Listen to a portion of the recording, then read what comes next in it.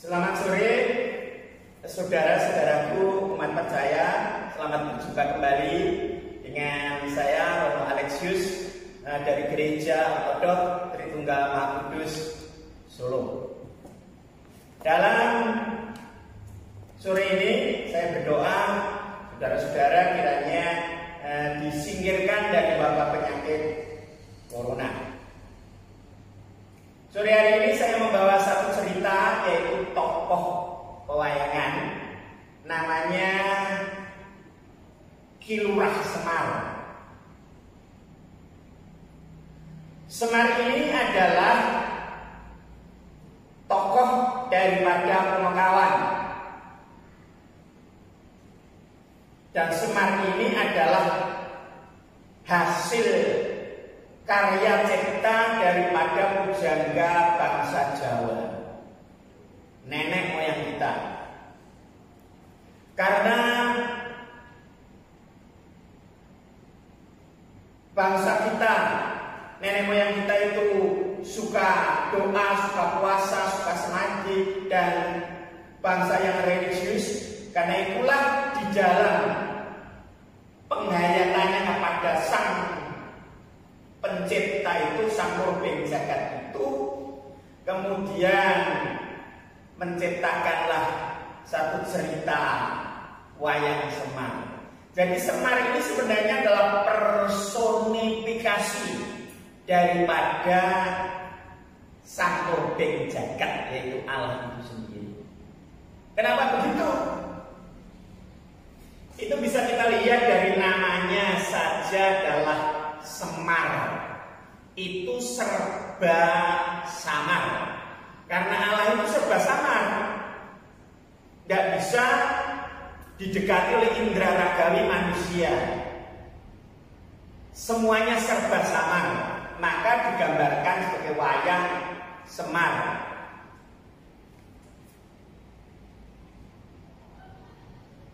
Di samping namanya itu Semar, dia juga punya nama Sang Jiwo Minulya, yaitu roh suci, roh yang kekal.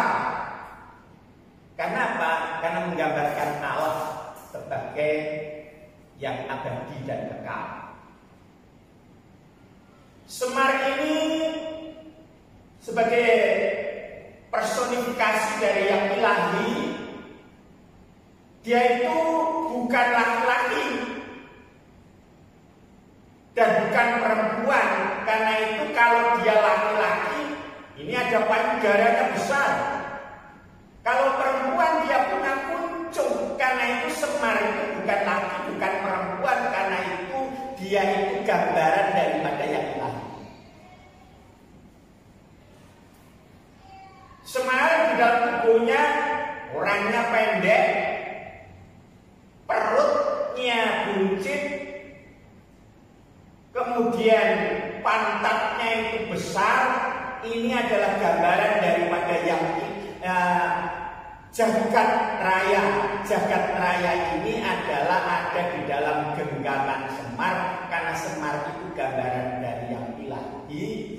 Dia itulah yang menciptakan jagat raya seisinya. Itulah luar biasanya nenek moyang kita, orang Jawa, yang ahli semadi, melihat alam semesta ini sebagai waktu umum, maka dia dapat menghayati tentang Sang Pencipta itu.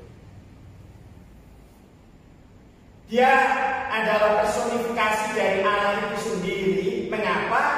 Sebab Semar itu ada di segala zaman. Zaman para dewa dia ada. Sampai habis perang Bharatayuda di zamannya Parikesit dia ada. Dia ada di segala zaman. Karena dia itu adalah gambaran daripada Allah. Allah itu ada di segala zaman yang menguasai zaman. Sore hari ini saudara-saudara, saya akan membawa saudara-saudara, karena Semar ini adalah sebenarnya adalah cerita fiktif. Karena itu tidak saya akan membawa kepada tidak yang fiktif, yang real, yaitu Semar itu sebenarnya adalah ada persamaan dengan Kristus.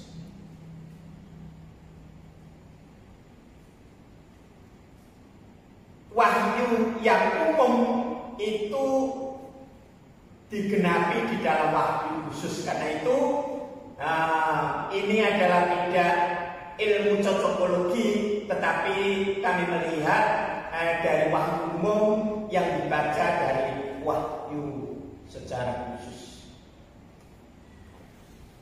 Ada kesejajaran makna. Karena itu di dalam istilah teologi disebut kesamaan cerita.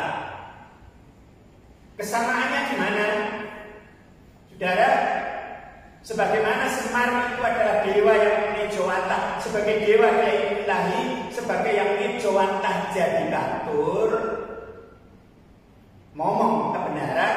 Kristus itu adalah sabdanya Allah yang kekal, sebagai firman dia itu ilahi, tetapi menjelma menjadi manusia, bahkan mati di kayu salib sebagai hamba. Jadi ada kesejajaran kisah. Yang selanjutnya,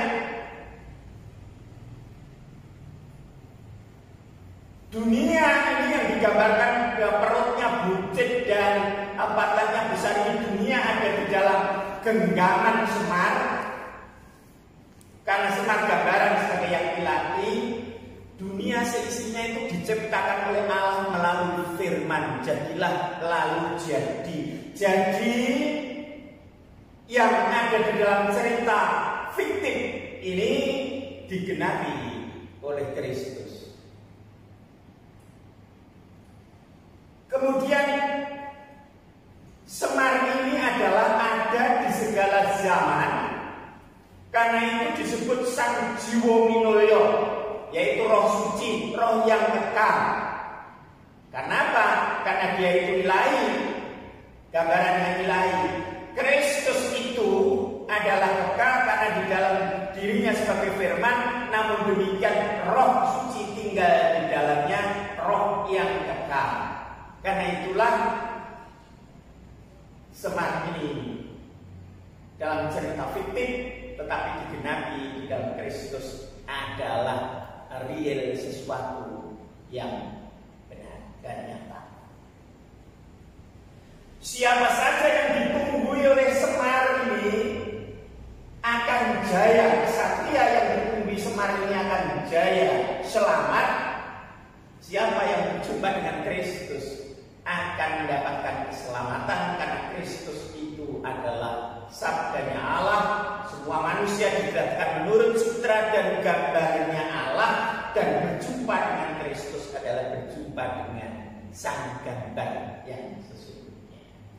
Karena itu saudara-saudara, mari yang pencipta Semar kita cari kegenapannya yang sesungguhnya, bukan hanya cerita fiktif, tetapi adalah sesuatu yang nyata dan real dan tergenapinya di dalam Yesus Kristus. Sehingga siapa yang ditunggui Semar akan selamat, siapa yang percaya pada Kristus akan menerima keselamatan. Kisah Semar ini luar biasa. Jenaka menghibur, membawa damai sejahtera di dalam hati setiap orang yang ditungguinya.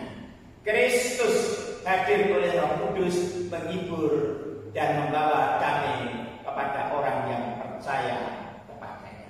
Kiranya cerita wayang Semar ini yang tergenapi di dalam Kristus, dalam teologi ini, ibu bapak saudara-saudara dapat mantap di dalam meyakini tentang Kristus Tuhan kita.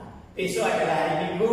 Mari saudara-saudara datang berbondong-bondong gereja untuk menerima tubuh dan darah Kristus sebagai kekuatan kita. Kiranya Tuhan memberkati kita semua. Amin.